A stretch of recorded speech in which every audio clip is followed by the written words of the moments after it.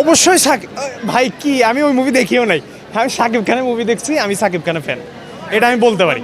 ভাই আমি ওর আগে সাদা কালো মুভিও দেখছি, আমি দরদ পুরোটা দেখছি। মুভির কাহিনীটা একদম মানে অনেক ভালো ছিল, খালি একটু ডাবিংয়ের একটু ঝামেলা ছিল। এটা দেখবেন যে সবাই বলতেছে ডাবিংয়ের ঝামেলাটা, বাট মুভিটা আমার ওভারঅল ভালোই লাগছে, খালি হচ্ছে ডাবিংয়ের একটু ঝামেলা ছিল। আর শাকিব খান এখন মানে আমাদের বাংলাদেশে একমাত্র সবচেয়ে ভালো যদি বলেন অ্যাক্টর, ওটা শাকিব খানই হবে।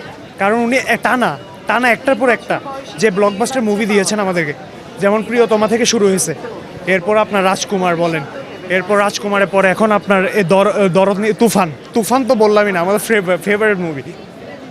আমার কাজিন সবাই হচ্ছে আপনার তুফানের মাধ্যমে হচ্ছে শাকিব খানের ফ্যান হয়ে গিয়েছে, মানে তুফান।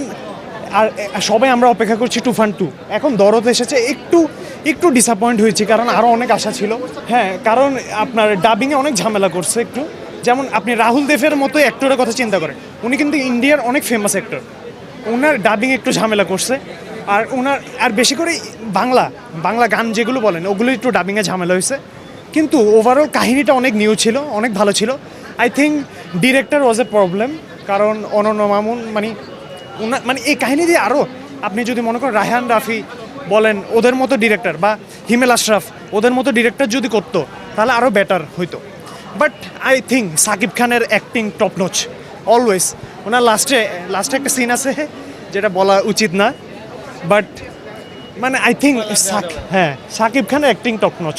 উনি এখন যে পজিশন আছে, শাকিব খান দিয়ে আমরা আরও অনেক কিছু পেতে পারি, অনেক ভালো ভালো মুভি পেতে পারি। আর উনি তো দিন দিন ইয়াং হচ্ছে।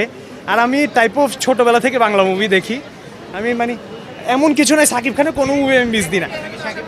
হ্যাঁ বলা যায় সাকিবিয়ান আমি। না ভাই, আমার ফেভারিট শাকিব খান, অবশ্যই পাবে, অবশ্যই পারবে, অবশ্যই পারবে। Thank you, okay, thank you.